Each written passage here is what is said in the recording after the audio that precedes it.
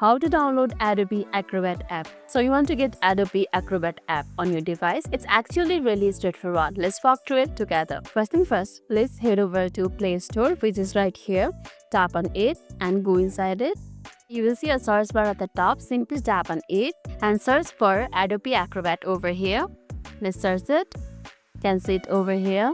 Simply tap on it and on the results you will see Adobe Acrobat Reader, which is over here. Now tap or click on the install button in the blue, which is over here. Tap on it. It will instantly start to download it. This might take a minute or two depending upon your internet speed. Once done, simply tap on open over here.